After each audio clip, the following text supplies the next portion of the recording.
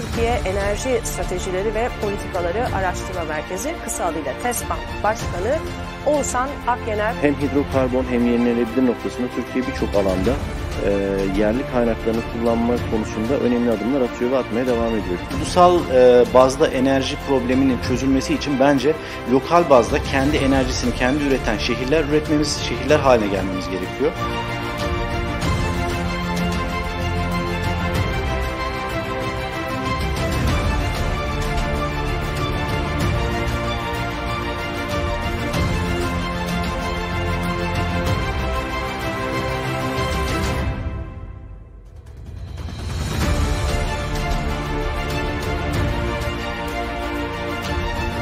Evet, kıymetli TV Enerji takipçileri, TESPAM takipçileri, Türkiye Enerji Stratejileri ve Politikaları Araştırma Merkezi'nin düzenlemiş olduğu yeni bir panelle karşınızdayız.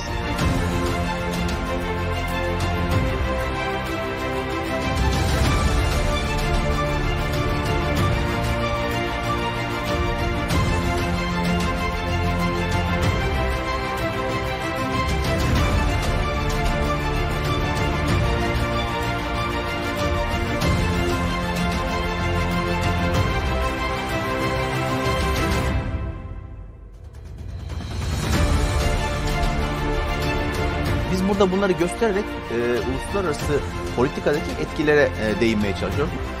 OPEC toplantısına kadar diğer etmenlerin neredeyse etkisi sıfırdı. Bizim 18 milyar dolarla bu gazı siz Yunanistan'a ulaştırmış oluyorsunuz.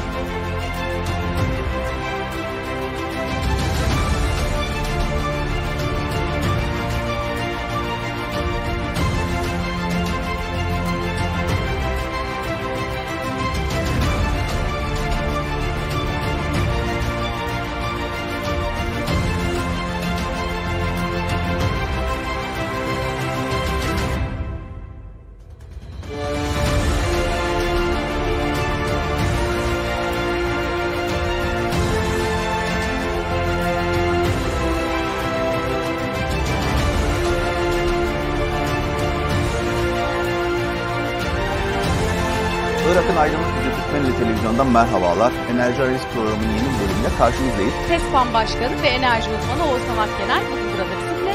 Lakin Türkiye'nin bu noktada hakları ihlal edilmeye çalışılıyor. Enerji hattında bu haftaki konumuz TESPAM Başkanı Oğuzhan Akyener'di.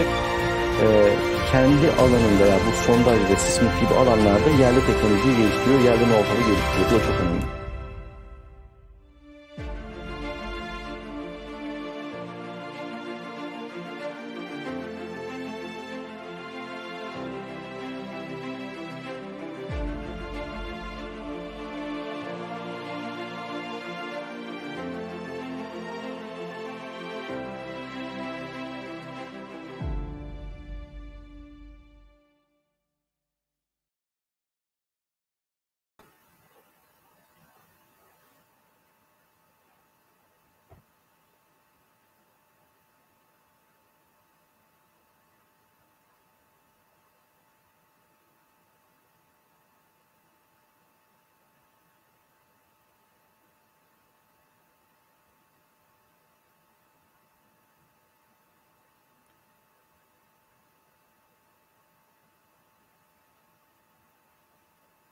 Mr. Becerikli, we are online and you can start, I think.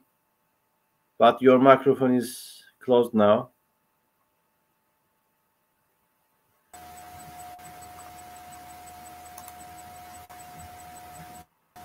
Dear guests and participants,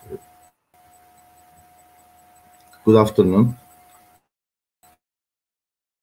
ISMET Forum,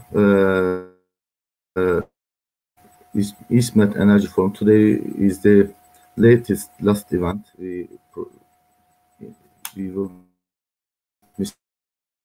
Mr. Sohbeti.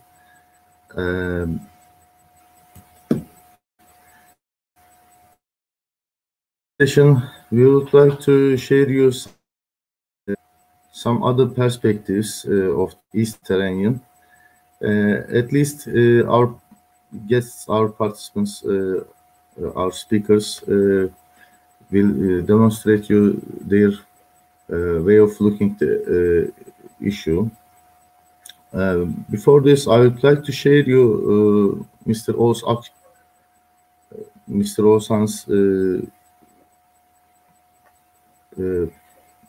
book of East Mediterranean study, which was published in 2017. Let me give information. You can find this book on our website. This is the as I know, this is the best prepared book on the EastMed by a civilian with the projections of perspectives, and is still in use with those projections. Probably those approaches will identify you and make you some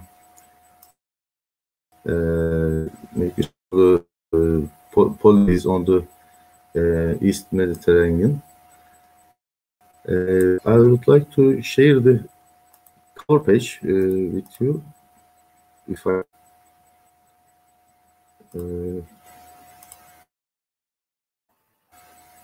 Mr. Becerikli, I think you are facing with some internet connection problems. Let me share my screen and if okay.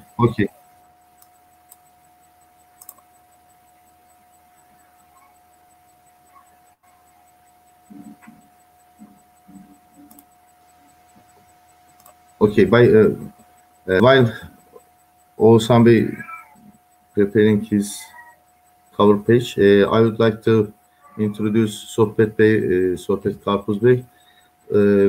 We used to do some studies on the Mediterranean energy perspectives, especially focusing on Turkey, and still he is doing this business. And on the topics, especially the hydrocarbons, he is one of the major masters of this perspective issues, and I would like to show his one of his perspective books, Mediterranean Energy Perspectives of Turkey by is it clear? Yeah, Ome. Yeah. These studies are very important for us, and we thank Sohbet Bey for this kind of studies of his, because these are leading us some very detailed, very tailor-made assumptions to give us some detailed projections.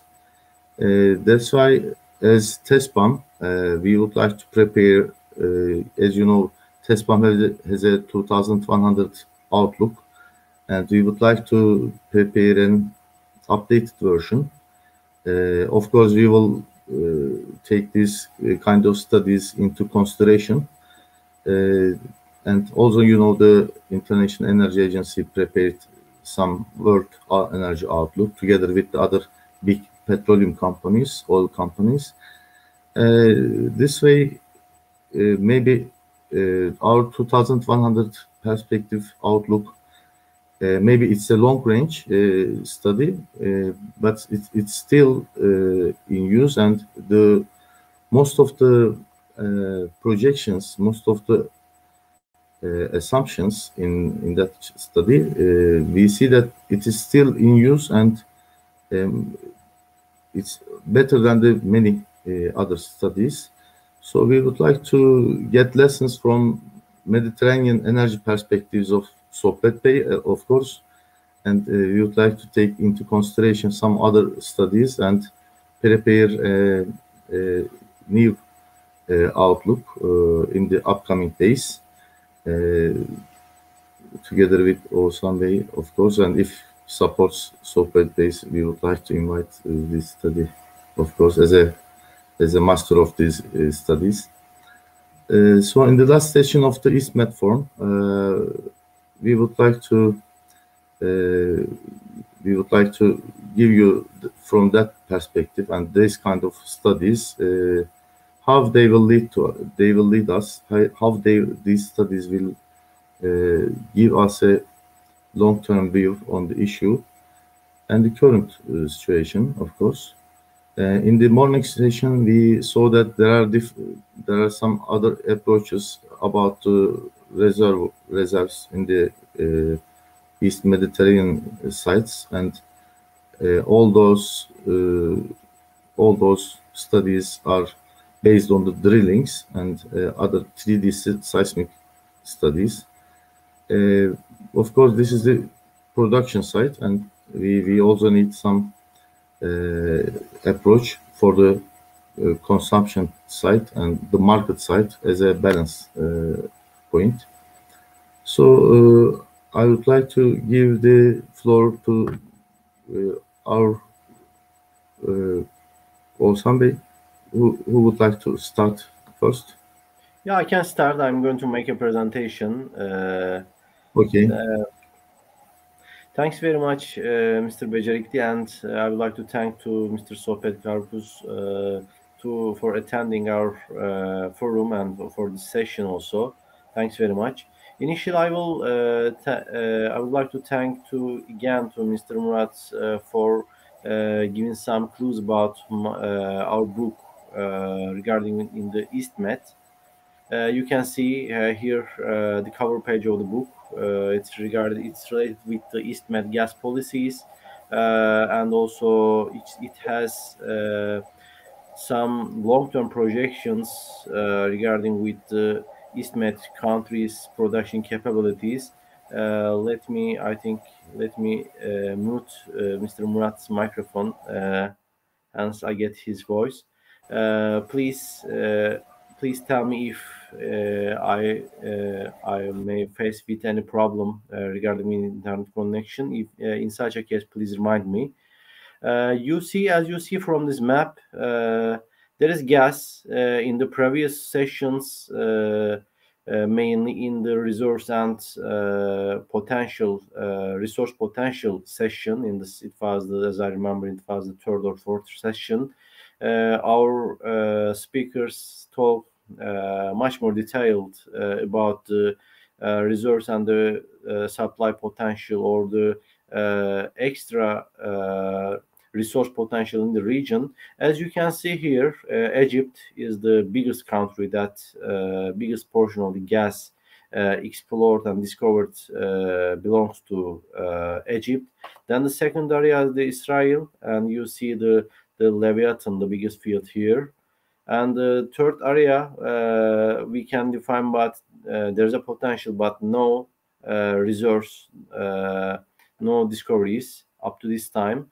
And you see there are some other fields here from this point. Aphrodite and Calypso and Glaucus, the other fields are here in the southern side of Cyprus Island.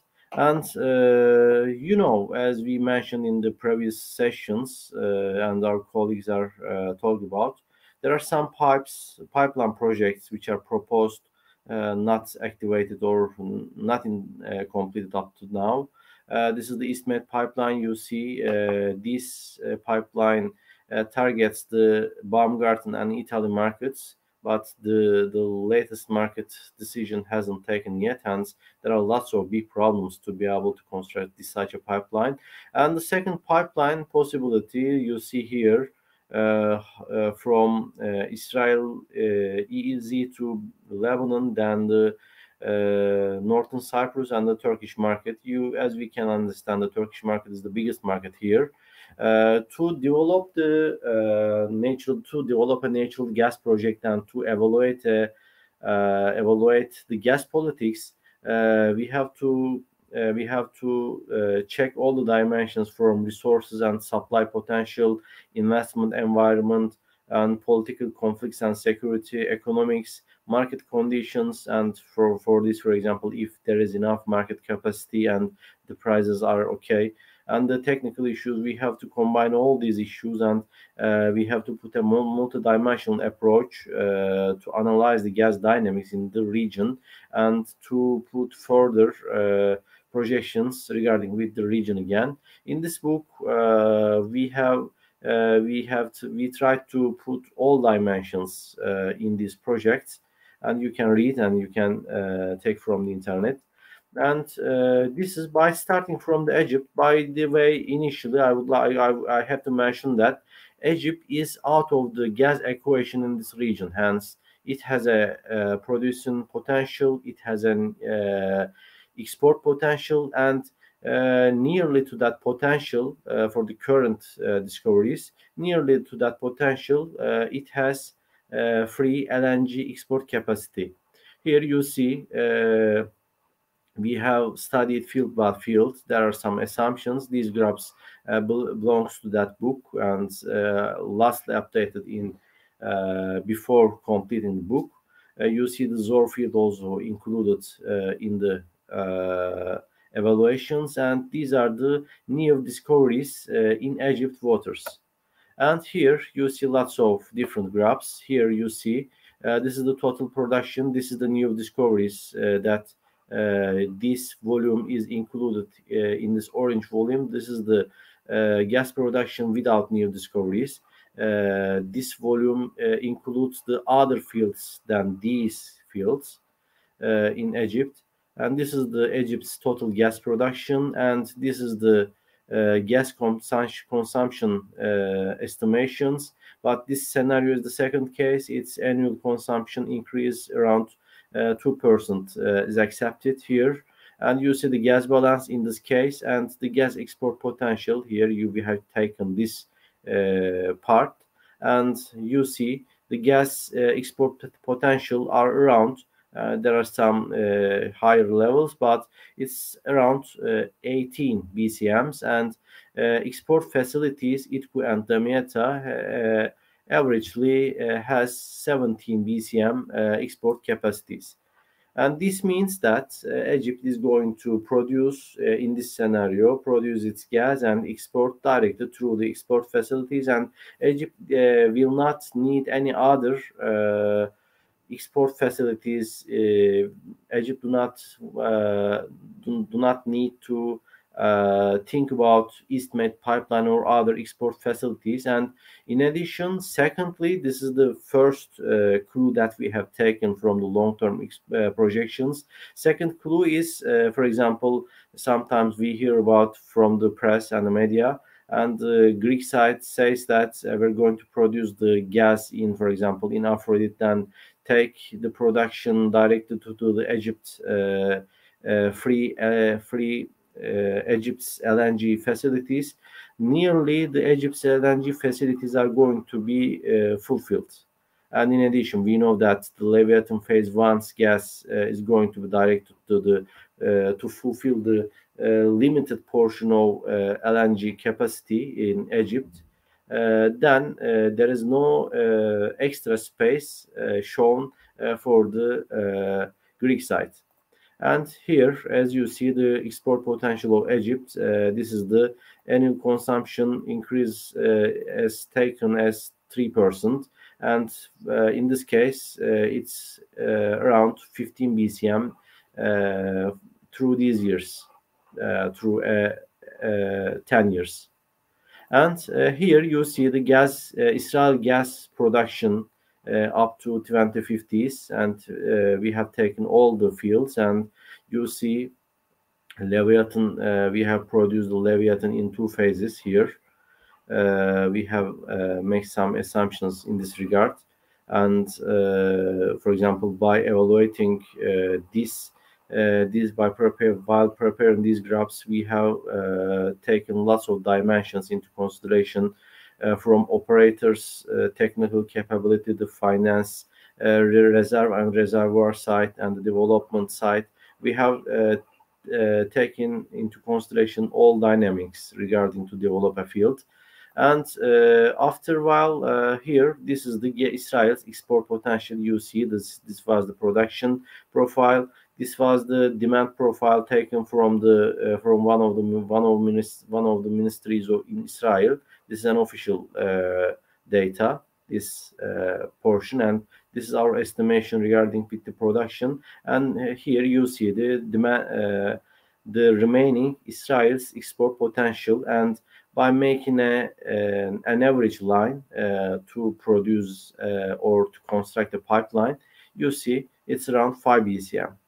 Not too much, but important for the long term. Hence, Israel has additional gas. I know that Israel has additional gas potential to discover and to develop and to produce for the future. And this is the Israel's remaining gas sales after Jordan sales. We know that Israel has completed an agreement with the Jordan. And this is the production capabilities of discovered fields in the south of Cyprus Island. You see the Glacius, Calypso, and Aphrodite fields here. However, these are,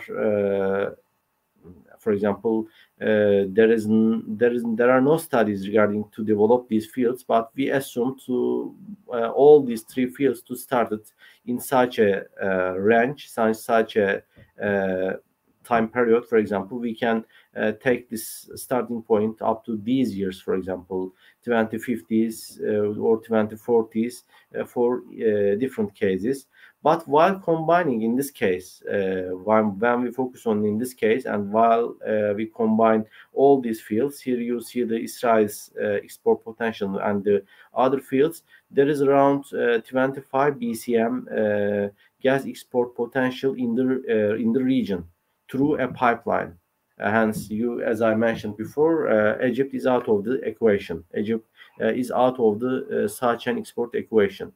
And when we come to here, you see the East Med pipeline. Our colleagues and some our speakers described about the East Med's technical side and possibilities to complete East Med from the technical side, from the commercial side. They have put their decisions about it, and this is our test pumps estimations. And you see each section of the East Med is demonstrated here, and total cost we have calculated by using the IHS Quester was around hence before the pandemic time we have evaluated, we have completed this evaluation, it was around $16.28 billion. Not as the previously European, some groups from the European Union argued. They were saying that it's going to be around $6 billion, but we compared lots of benchmark prices. These levels seems more feasible, and the length you see here, and there are lots of big question marks. Hence, you know, the TANAP is going to feed here. TANAP and TAP is going to feed the Italian market, and Turkish Stream is going to feed the Baumgarten market. There are alternative supplies, and in addition to that, the demand. That's why there is huge question marks regarding with the demand. And currently, due to high level of gas prices, due to gas crisis, the price side seems okay, but the prices are not so sustainable. We have to check that. And in this concept, you see here, for example, with our benchmarking with development costs in the region, we estimate $100 per 1,000 meters cube to develop the field, to take the gas, 1,000 meters cube of gas into the platform. And then by assuming the pipeline costs, and by assuming the pipeline is going to work around 10 IRR rate, and the tariffs are going to be around like this, you see $160 up to the Greek side, and the gas price is going to be this, and $40 after this, for example, to Italian market. In the Italian market is going to be $300 per 1,000 meters cube. Now the prices are around, it's going down and up. We are facing with a crisis period, but the prices seems like okay at the current time, but we need to show, we need to see our roadmap, and we need to see a sustainability in the prices, in the gas prices, to make such a pipeline and such an investment. And in addition, as I mentioned you before, here the Turkey's and Libya's easy agreements and the political and the security sides are other important items. That's why the EastMed is an impossible dream that cannot be completed. And in addition, as I have seen from the in other sessions, for the financiality and from the European Union sides, and this pipeline, such a project will not get the acceptance of European Union. And when we come here, you see this is one of our studies. You see here, if we can find some gas and we can solve the Israel's and Lebanon's border problems, easy conflicts here, we can take the production from here or from this route. It's then if we follow such a route through Lebanon, the route can be decreased. Here you see the around 400 kilometers, but we can decrease the level up to 200 kilometers this side. And then we can also include these fields into production, but this is a long way to follow. This map, you see the Russian gas policies, and we also have studied this region, the Baumgarten related geography and the Italian markets and their long-term demands, and how much additional gas they will need. And also we have in these equations, we have studied the Turkish gas market up to 2050s. Here you see, and the most coherent market to be able to be reached in the region is Turkey. It's economic and it's easily, and Turkey is going to need additional gas. You can be sure that we have included the new gas fields in this scenarios by evaluating the Sakarya field, and you see that Turkey needs additional gas. And as a result, here you see, for example, if we can help, but this is an idea, and there are lots of assumptions and there are lots of ifs in the region. As only a roadmap, if we can help Lebanon to explore for the offshore potential, there is no investors in the region for Lebanon due to lots of effects, and if we can solve the Lebanon and Israel to solve the conflicts, maritime conflicts, and then maybe we can find some gas, or some other people, some other companies can find gas in Lebanon. This is going to be beneficial for also Lebanon. Then we can start a new gas pipeline project through a route from Leviathan to Lebanon, and then TR and C, and then the Turkey, and we can develop and produce the Leviathan second phase.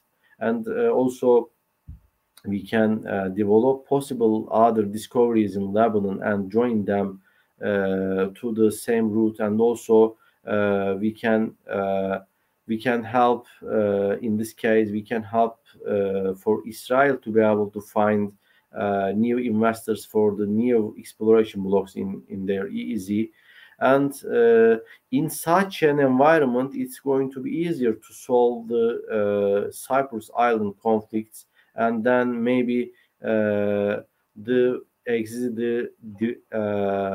these fields that were claimed as the discovered can be easily taken into production with such a route. Hence, the market availability is the most important point in the field, in the region.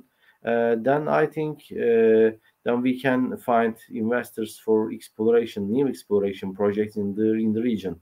I think this may be a solution. It's not easy, I know, I can understand, but this may be a solution. And as we can see, the regional dynamics is like that. And in this case, we tried to project the 2050s, as you can understand. I think this is enough regarding my presentation. Okay, thank you very much, Mr. Akyener.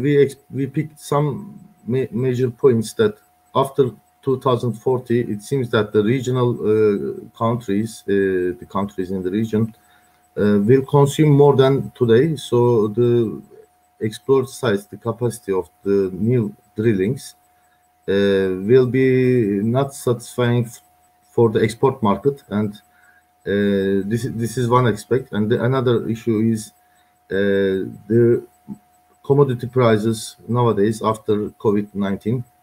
The energy, of course, the energy prices rise up and the commodity prices rise up, but it's expected that the energy prices will be down next year, but the commodity prices will not get back. So the estimated costs of the pipeline through Mediterranean will be increasing, and the current situation of the pipeline is still unbearable for an investor.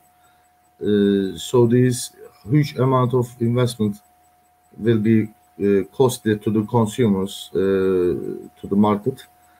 So it seems that it's not viable project. On the other hand, with this latest approaches, there could be some alternative solutions, such as the Turkey's being the second or third in the European market, just behind the Germany, and sometimes behind the Italy.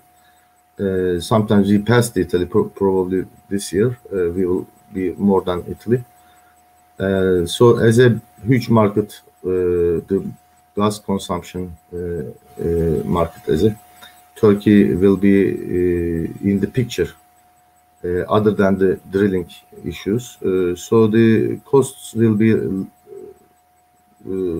lower, and additionally the Lebanon bases can afford this short pipeline project. So these are the good main points, maybe for the next of the East Mediterranean natural gas. So I would like to give the floor to Mr. Corpus for his way of view for understanding the energy on the Eastern Mediterranean. Please. The microphone, Mr. Corpus, the mic. Well, first, thank you very much. Thank you very much for the invitation and for this presentation. I try to look very carefully. There are some similarities and differences at OME, where I am working at. This is an association of large companies operating in the Mediterranean region.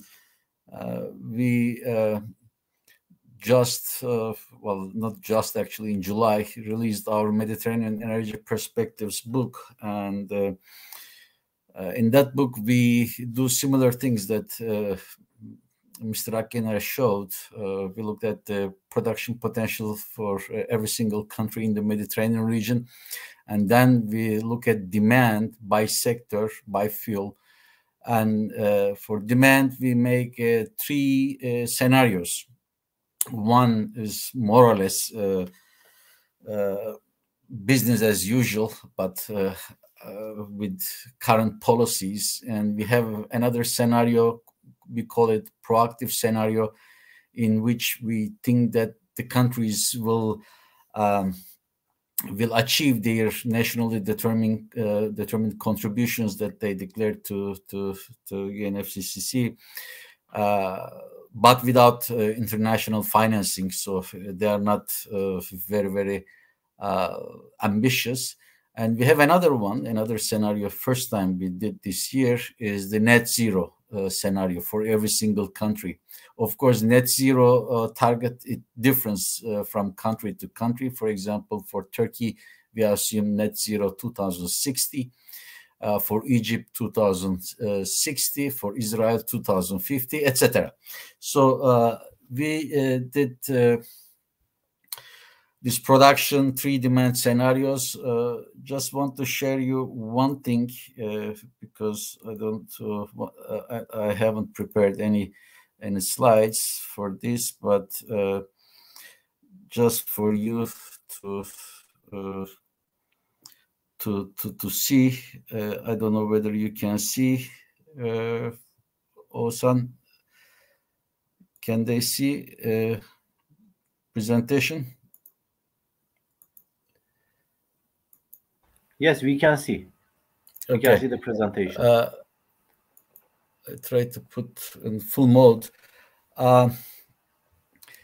The numbers are, of course, different because this RS is the reference scenario. This is export potential.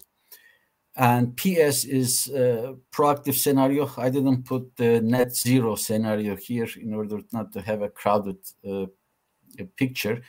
So we think that Egypt will export 20 billion cubic meters per year, but it will increase through between 2030 and 2040, and it will be leveled between 2036 and 2042. And after 2042, there will be huge drop because of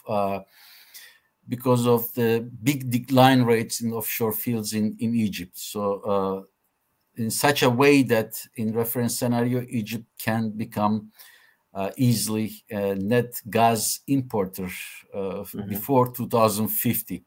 Whereas if they go ahead with renewables, ambitious energy efficiency and energy conservation policies, they would be able to still export around 37 billion cubic meters.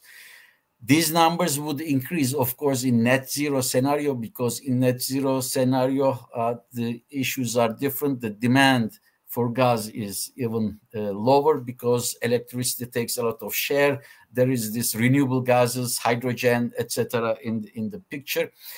For Israel, our numbers are not too different. In fact, what Mr. Akyener showed. For Cyprus, well, we assume only 6 billion cubic meters. We don't assume any production from Glakos and the other fields, and we don't expect any new discoveries in the area. So we have only three countries here. Lebanon, of course, it is an open question, as Mr. Akyener mentioned. God knows, but the region has a potential.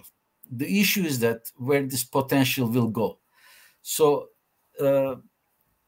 Akyener showed similar picture. Well, my personal idea is that, or opinion is that, well, this EastMed pipeline to Europe will be a big problem, and also the one to Turkey will be a problem.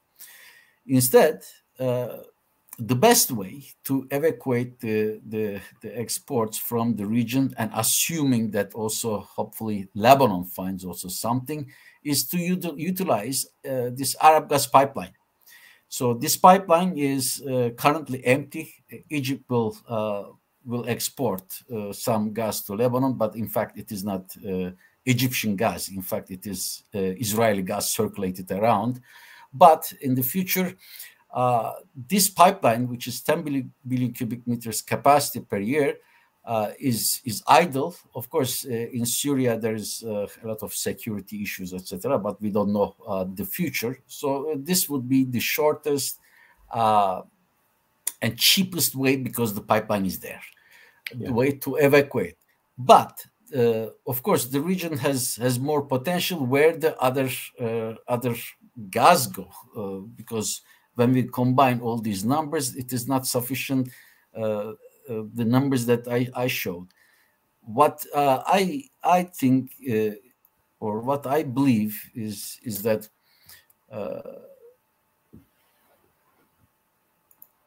what I believe is that the future of the region is not in gas. instead, what they will try to do is to use the gas to produce electricity and then trade this electricity within the region and with the Gulf region, including Saudi Arabia, Jordan, even UAE. This I see the future of the region.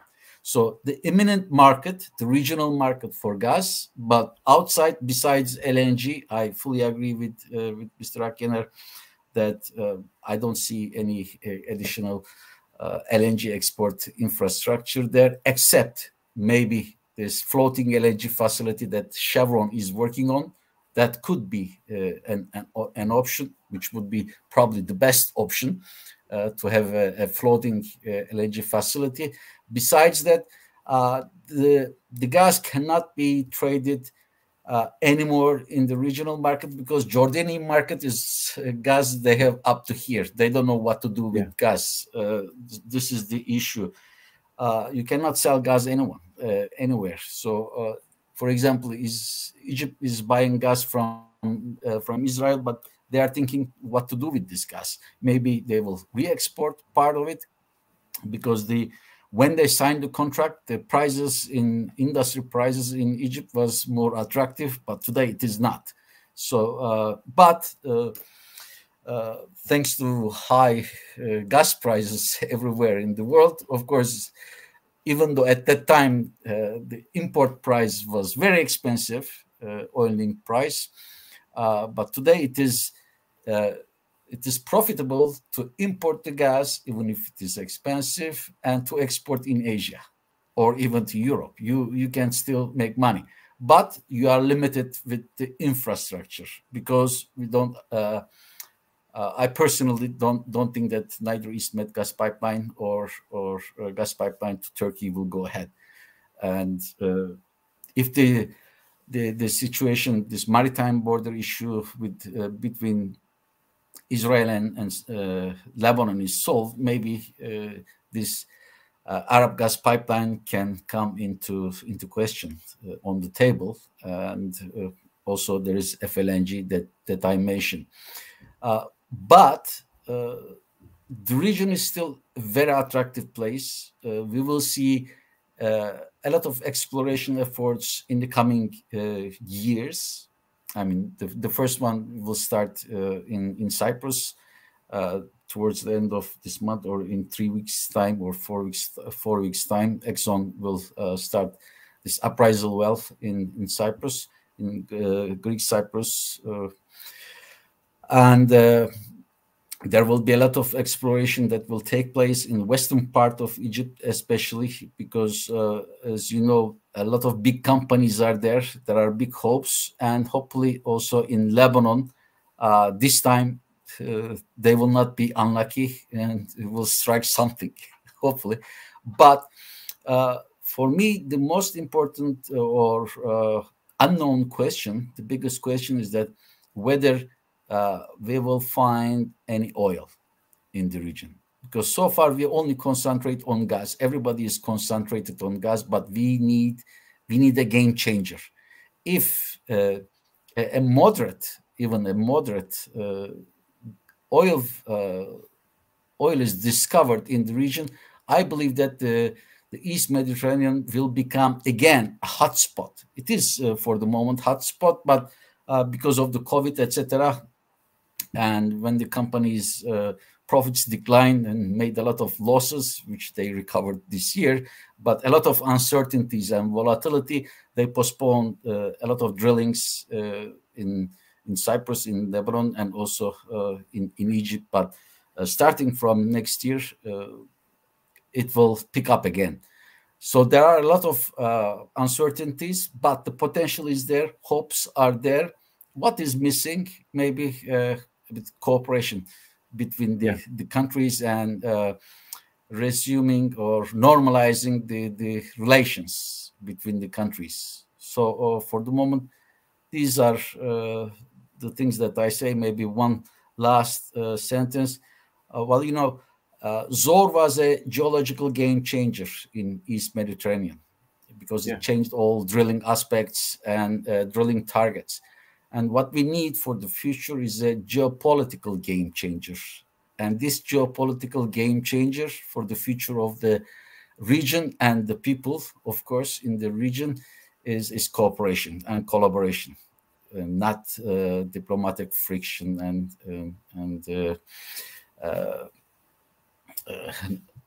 unfriendly relations or tensions. So that's all for the moment, but we can go ahead with the questions if you wish. Thanks very much. I would like to add something.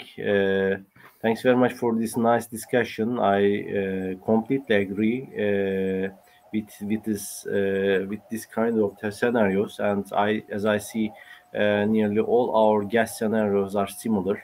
Maybe there are some differences, but nearly similar.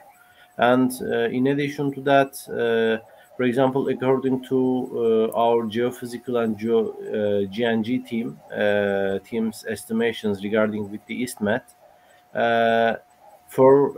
do we expect? I actually asked them if they expect to find oil in the region.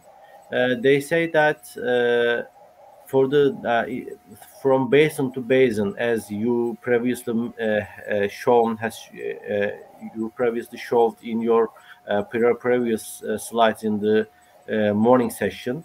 We have to study basin to basin, the geology and all dynamics changes in the basin.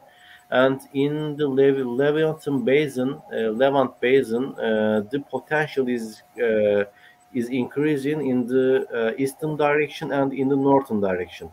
And they say me that, they don't expect oil, but they expect more gas condensate. The increase of condensate portion in the field to increase in the northern direction, and they expect a bigger than the Israel side, a bigger potential in the Lebanon offshore, and they say that they're completely agreed on that in the second field, in the second drilling, if they can complete, if they can accomplish. I don't remember the block number, but it's near the Israel's border.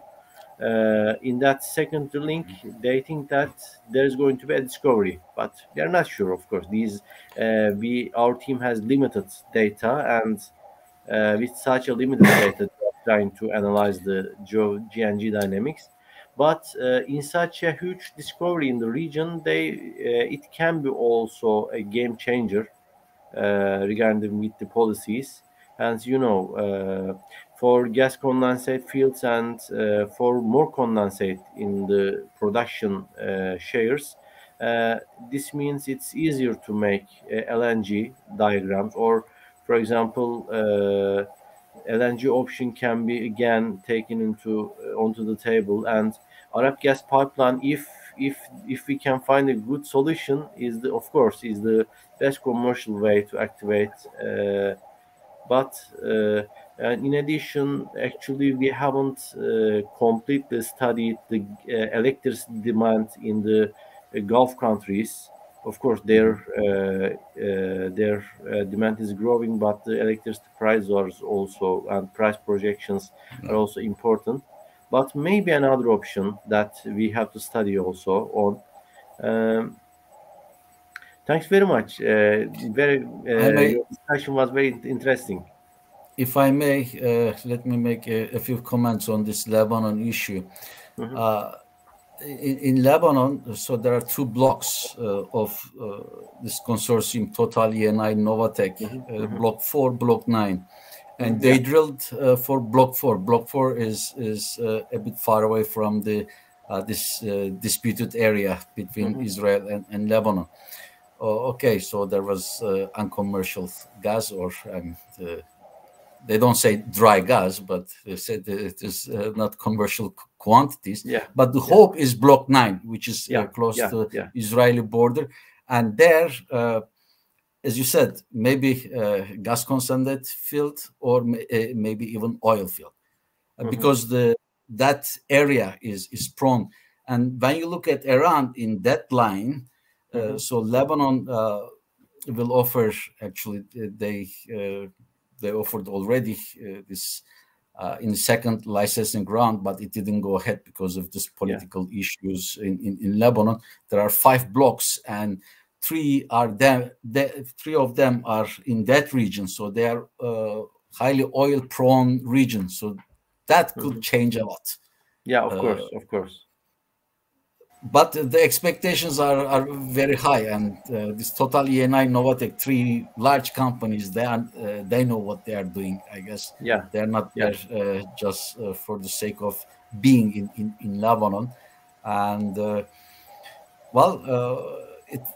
we will see next year.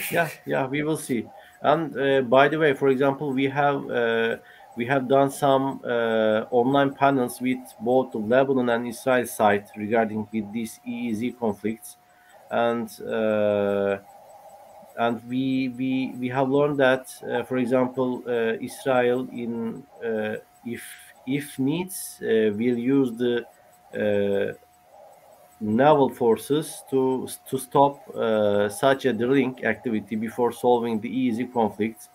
I think in addition to that, from each side, I've seen that maybe Israel can put more coherent items for solution on the table. This was another clue that I have taken from each side. But Lebanon side does not want to solve the situation, but I think it has to do it.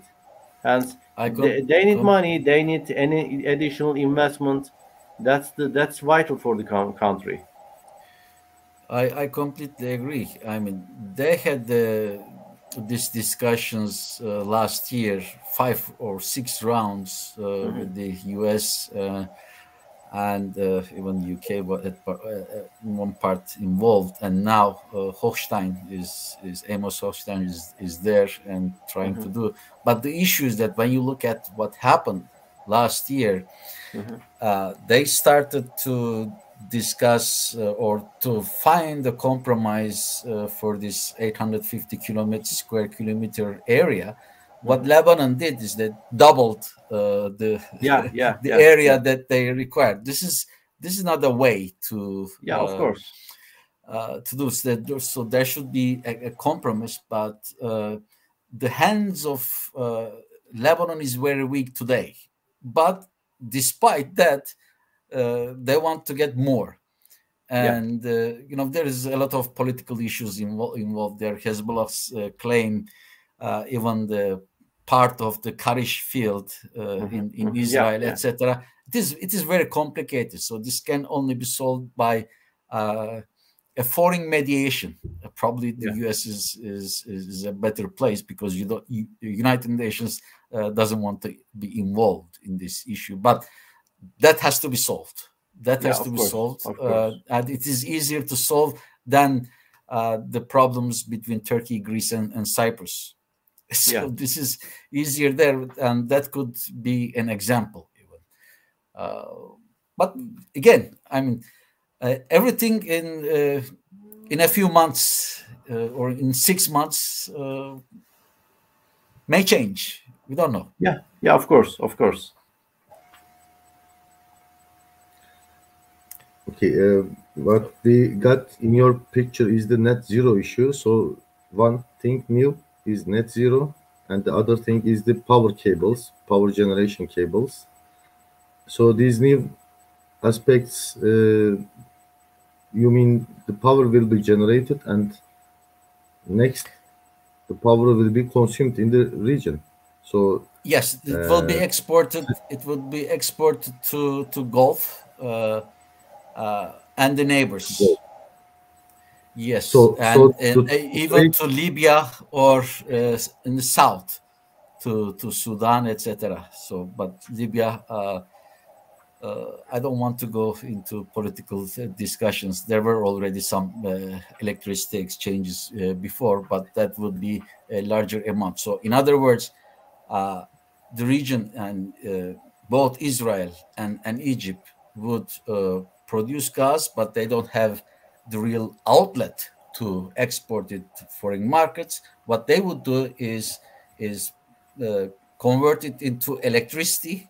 That means also employment and investments within Israel and Egypt, and then sell the electricity, since you cannot sell gas because of the lack of infrastructure. That sounds me a better option. When we look at that, if that happens, if my prediction becomes true, that even the East Mediterranean Gas Forum, I think they will drop the gas. They will probably change it to East Mediterranean Energy Forum, because it wouldn't make sense to discuss gas, and we already see the preliminary signs, because now US, EU, and all this green agenda is involved in East Gas Forum ministerial meetings. They are talking more and more about this green investments, green gases, and hydrogen, etc. Maybe they will even drop the word energy altogether, and it will become like East Med Forum. That is it. But I don't think that this East Med Gas Forum, maybe we are going away from our topic, but this gas, because of gas to electricity issue, this will have implications also in this regional organization. That I wanted to say without going further into debate. Yeah, so we see that there is a market. There was a study on the market, European based, but we see that today the European based market is picking the issue as a securities of supply issue, such as an alternate route to the EU. So this is extremely costly for them to make a backup route. On the other hand, the power generation is very inaccessible in the region for the countries from the natural gas. The power plants are mostly operate with fuel oil, so they would like to convert it to the natural gas. But on the other hand, the Jordan, like some countries, already has gas. So maybe the Gulf countries. So sometimes we give something positive for the natural gas investment, but the next comes, it's negative. So every year I nearly hear about this issue since 10 years about the East Med issues.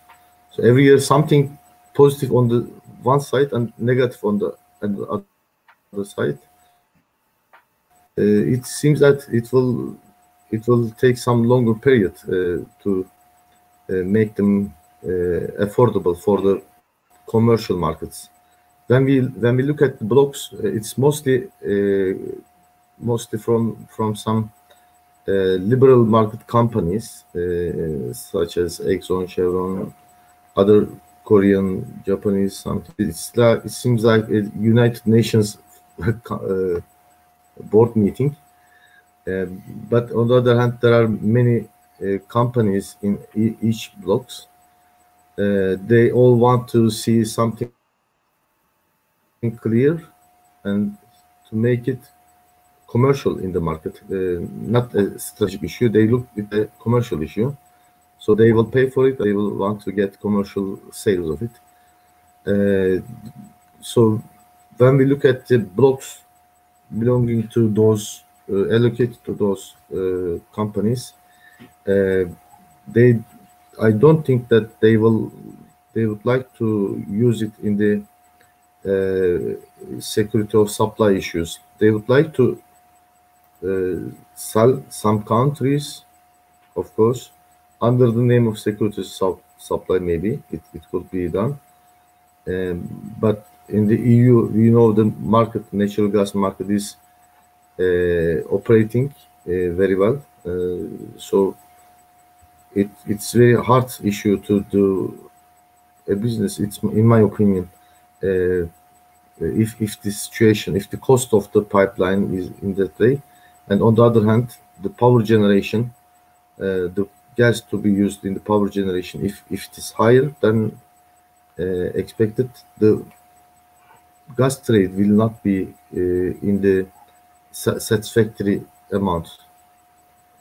Maybe our power generation will be will come to in life at the initial stage. In my opinion, it's logical, but following the other blocks, other reserves, it will not be going on the power generation base. It's in my opinion.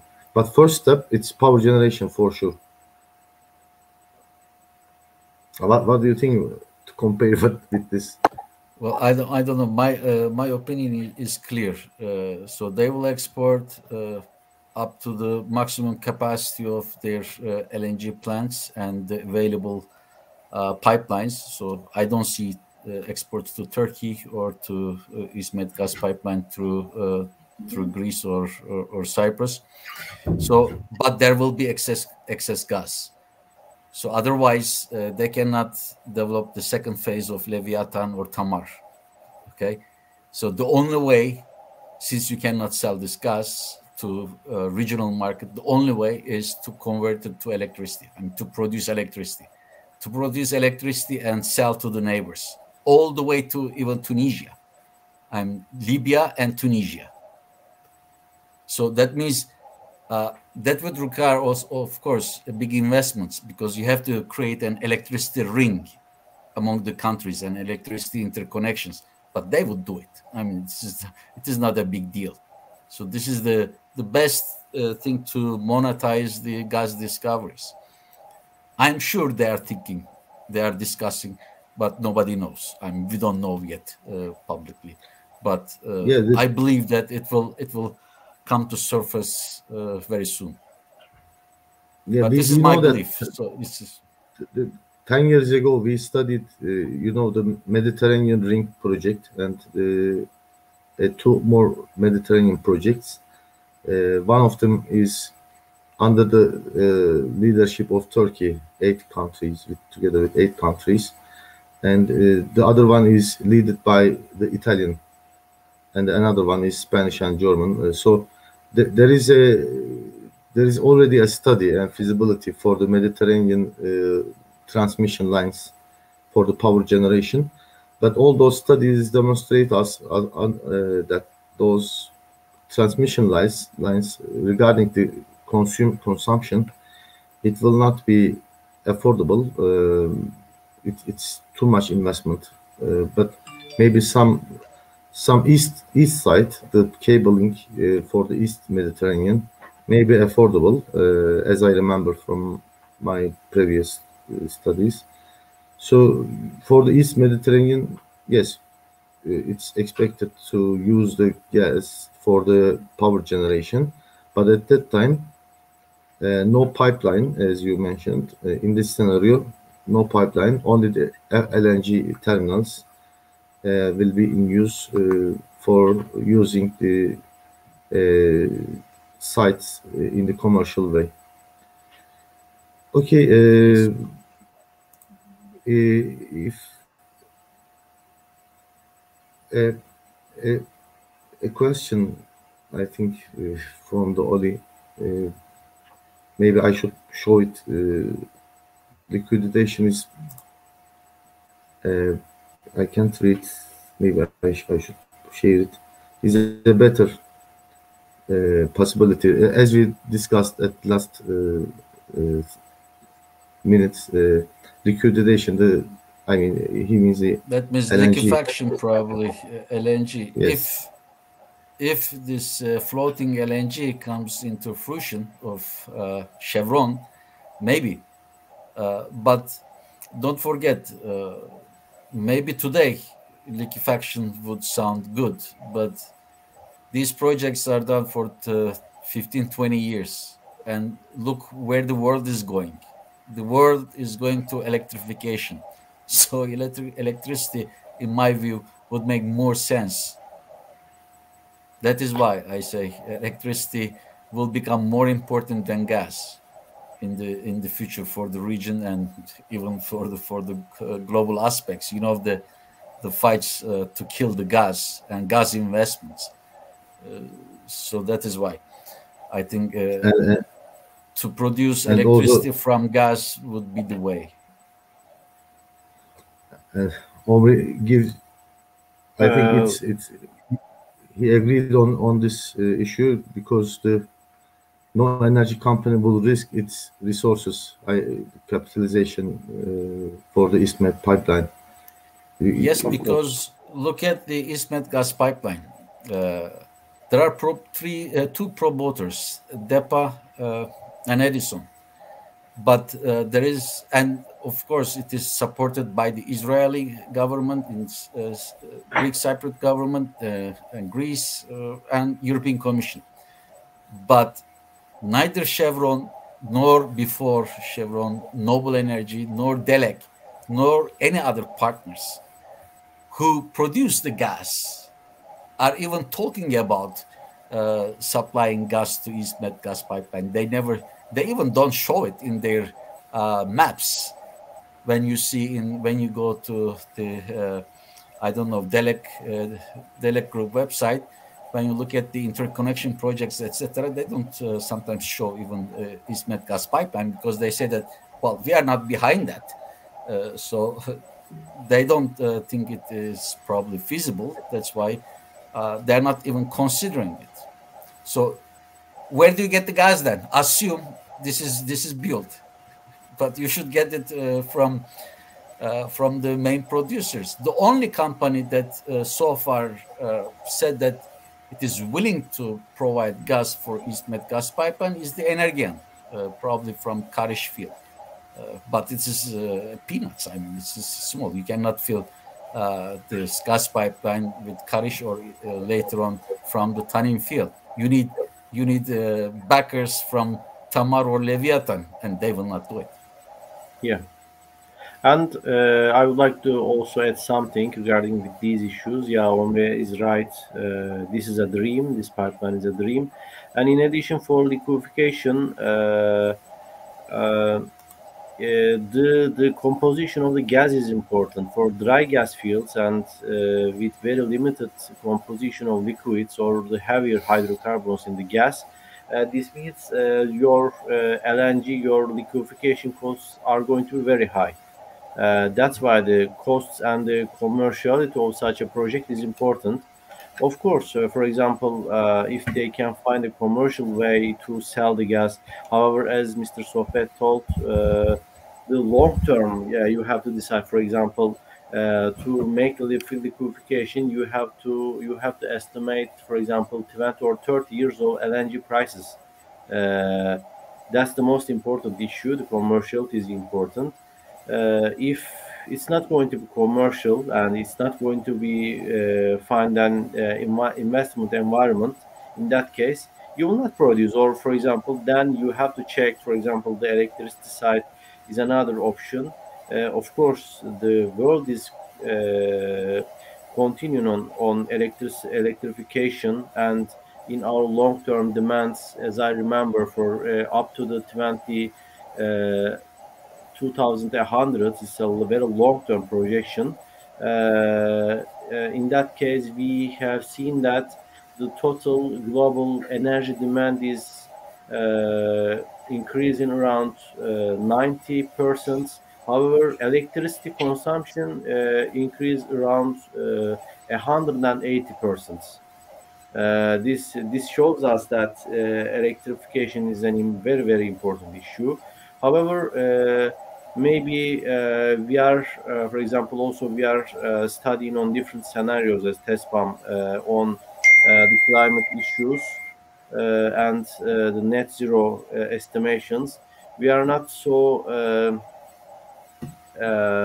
We are more pessimistic about the energy transition and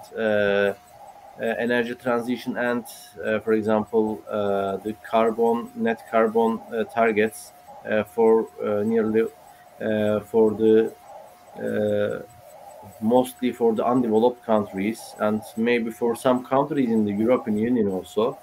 I think we have to recheck the balances, and also the COPs. These are the other parts of the equation, but also we have to consider them. But I think this is going to be interesting to study the electrification process maybe in the next EastMed Energy Forum next year.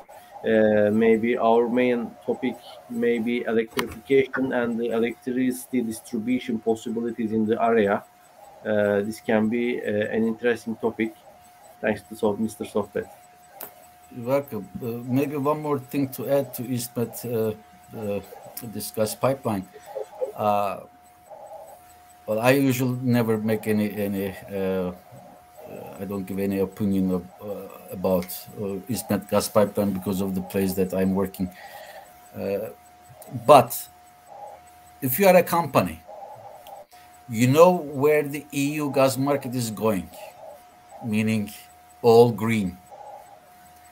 They don't like natural gas because they don't want this natural part of it, because for them it is, even though it is the least polluting fuel, it is still a fossil fuel. So they want to get rid of natural gas. Instead, when you look at the latest projections, the EU gas demand will increase, but it is not natural gas. That would include biomethane, biogas, and hydrogen gas. So knowing where the EU gas market is going and the overall demand for gas is going, why a company would build a pipeline that binding their hands from point A to point B, whereas we are for sure today that LNG demand will be growing more. Why you bind yourself with Europe? This is a very short-sighted future for any CEO or for any company. That is why you build the LNG, even if it is costly today, because you know that demand will be growing in the future, at least in Asia. And there will be, look at the LNG supply demand projections that are available in various publications. So why to build pipeline? So it doesn't make sense from both commercial point of view, long term, from flexibility point of view, because LNG provides flexibility, pipelines don't. And the market that you are targeting, if it is Europe, well, they say clearly, we will reduce our gas demand. That's point. Yeah. That's it. So just a thought. There are some people that say like that, so to cover myself. Yeah.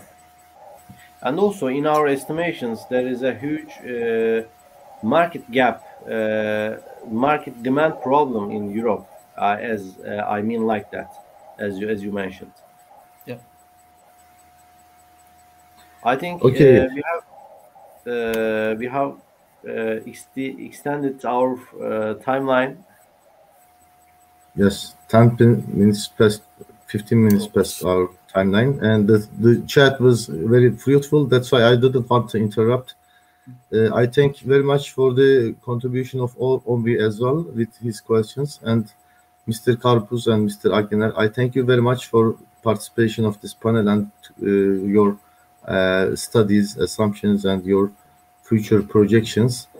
We as TESPAM thank you very much for this kind of studies. You as guests, these videos, these YouTube videos will be like a booklet in your shelf. Whenever you want, you can watch and evaluate. Most of our TESPAM videos starting from the past are still in use, and you can get some ideas, technical views, and use them in your daily life or any other issues. This is the last session, and I'm closing the EastMed Energy Forum of TESPAM with this panel. Thank you very much for participation, Mr. Karpuz. Once more. Pleasure. Thank you very much, Mr. Akgener, for this platform to provide the related, relevant people and also the students to have some ideas on the reading of the energy. We thank you as well as TESPAM. Thanks very much. So thank you very much watching us. Please follow us with our upcoming events, such as the projections of TESPAM, and also at 8 December we will do a hydrogen study. Comprehensive. We are trying to provide some very detailed studies of the hydrogen as an updated version. As you know, TESPAM is very pro-hydrogen events. So our people who watch us, we will invite you on 8 December for our hydrogen event. Thank you very much. Bye-bye.